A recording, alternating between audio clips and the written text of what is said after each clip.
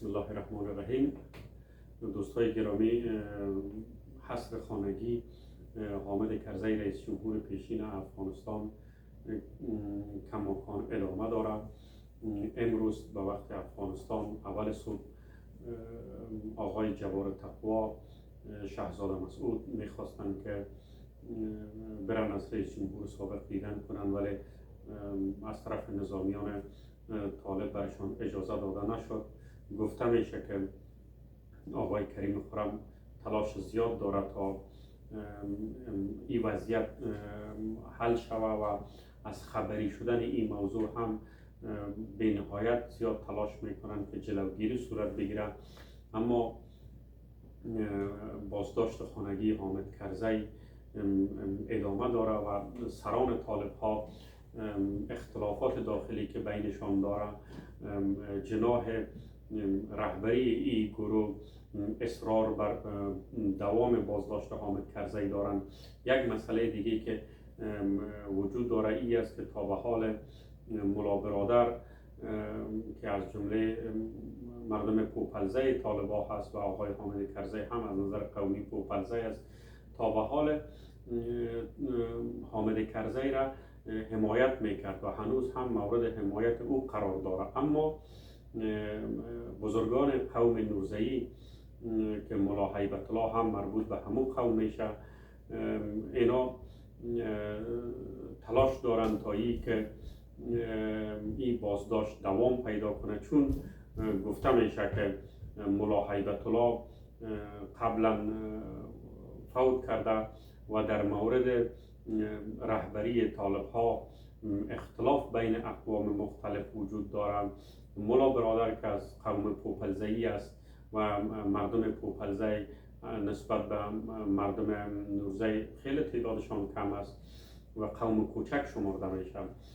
نوزه‌ای ها نمیخواهند که در رهبری گروه طالبا یک نفر از مردم پوپلزه قرار بگیره. بنابراین اونا تلاش دارند که از یک طرف به شکل دوامدار تا به حال تلاش کردن مرگ ملا هیبت الله پنهان نگه داشته شود و از طرف دیگه خودشان بین خود تلاش دارند که در مورد یک فرد به توافق برسند تا اینکه او از مردم قوم نوزه‌ای بیاد در رهبری گروه طالب ها. و از طرف دیگه حدس و گمان زنی های پیش نوزه‌ای ها وجود دارد که شاید حامد کرزی کدام برنامه‌ای را مدیریت کنه یا طراحی کرده باشه که بنابر فشار جامعه بین المللی یا توافق گروه های متخاصم سیاسی افغانستان یک حکومت موقت در افغانستان دوباره ساخته شود که حامد کرزی در رأس از او قرار بگیره. در همه موارد مردم قوم نوزه‌ای به خصوص جناح ملا هیبت الله اصرار بر دوام حصر خانگی حامد کرزی دارند و حتی گفته میشه برخوردها هم همراه حامد کرزی خیلی خشن از در درون منزلشان از طرف نظامیان طالب تکرارا یادآور میشیم که حامد کرزی در دوره حاکمیتشان برخلاف توقع جامعه بین المللی و متحدین سیاسیشان به خصوص خلاف خواست مردم کشور ما بارها طالب ها را برادران ناراضی خود خطاب کرده بود، امکانات و تسهیلات در اختیار این گروه قرار داده بود و حال این گروه برخوردشان با حامد کرزی نشان دهنده از این است که این گروه با هیچ فرد و هیچ گروه در تعهد خود ثابت قدم نیست.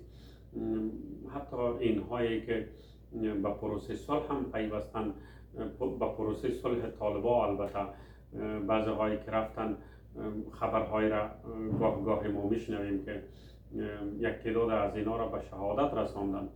بنان مردم ما باید متوجه از این گروه باشند، به وعده های از اینا باور نکنند. اینا به هیچ چیز باور ندارند، به هیچ اصل وفادار نیستند و با هیچ کس تعهد ندارند جز گروه خودشان. همینطور به پروردگار یکتا و به همتا می سپارم.